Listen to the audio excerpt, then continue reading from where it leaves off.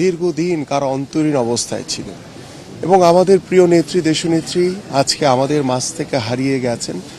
আজকে বাংলাদেশ অভিভাবক শূন্য হয়ে গেছে। এই অভিভাবক শূন্য এটা কখনোই আমরা পূরণ করতে পারবো না। যে মা, যে নেত্রী, যে গণতন্ত্রের কথা বলেছেন, সেই মানুষটিকে আমরা হারিয়ে ফেলেছি।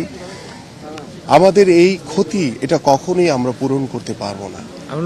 বাস্তবতা কবে কথা বলতে পারছিলেন?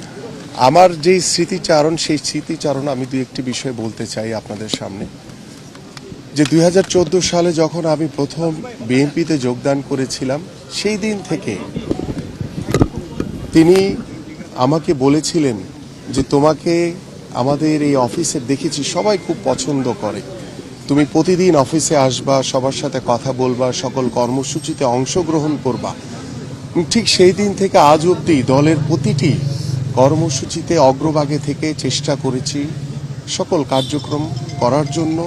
এবং আমার এই প্রিয় নেত্রীর যখন এই কথাগুলো আমার মনে পড়ে, আমি সবসময় উৎসাহিত হই, ইন্সপায়ার হই যে আমাকে ভালো কিছু করার প্রত্যয় আমাকে আশা জাগায়, গণতন্ত্রের পক্ষে কথা বলার জন্য আমাকে আশা জাগায়। এবং আমি যখন প্রথম অ্যারেস্ট হয়েছিলাম, সেই দিন আমার প্রিয় নেত্রী আমাদের মাননীয় মহাসচিবের কাছে বলেছিলেন যে আমিনুলকেও ওরা অ্যারেস্ট করেছে। যখন দীর্ঘ 1 মাস পরে আমি জেল থেকে বের হয়ে আমাদের প্রিয় নেত্রীর সাথে দেখা করেছিলাম, সেদিন আমাকে বলেছিলেন যে আমিনুল আজকে পরিপূর্ণ রাজনীতিবিদ। এবং আমি যেদিন যোগদান করেছিলাম সেদিন বলেছি যে তোমরা যে দুঃসময়ে বিএনপিতে আসছো, বিএনপি তোমাদের সব সময় মূল্যায়ন করবে। এবং আমাকে 2016 সালে যে কাউন্সিল আমাদের দেশনেত্রী বেগম খালেদা জিয়া, আমাদের মাননীয় ভারপ্রাপ্ত চেয়ারম্যান জনাব তারেক রহমান আমাকে স্পোর্টস সেক্রেটারি হিসেবে দায়িত্বভার দেন। এই যে দীর্ঘ এই পথ চলায় যখনই ম্যাডামের সাথে আমি কথা বলেছি, তিনি আরেকটি উল্লেখযোগ্য বিষয় বলেছেন যেটি আমি আপনাদের সাথে আজকে শেয়ার করতে চাই। তিনি খেলোয়াড়দেরকে খুব পছন্দ করতেন। আমি একদিন জিজ্ঞেস করেছিলাম ম্যাডামকে যে ম্যাডাম আমাদের এই ভবিষ্যৎ কি, আমরা কি করব? তিনি তখন একটি কথা বলেছিলেন যে আমিনুল, আমি কখনো প্রধানমন্ত্রী হতে চাই না, আমি ক্ষমতা চাই না, আমি শুধু চাই বাংলাদেশের গণতন্ত্র ফিরে আসুক, বাংলাদেশের মানুষ শান্তিতে থাকুক, এটুকুই আমার চাওয়া। সেদিন তার কথা শুনে আমার দু চোখ দিয়ে অঝরে পানি পড়েছিল। ম্যাডাম সেদিন আমাকে সান্ত্বনা দিয়েছিলেন যে আল্লাহর উপর ভরসা রাখো, এই স্বৈরাচারের পতন একদিন বাংলাদেশের মাটিতে অবশ্যই হবে। আমরা সেই প্রিয় নেত্রীকে আমরা হারিয়ে ফেলেছি। আমরা সকলের কাছে, দেশবাসীর কাছে দোয়া চাই যে আমাদের প্রিয় নেত্রীর জন্য আপনারা দোয়া করবেন।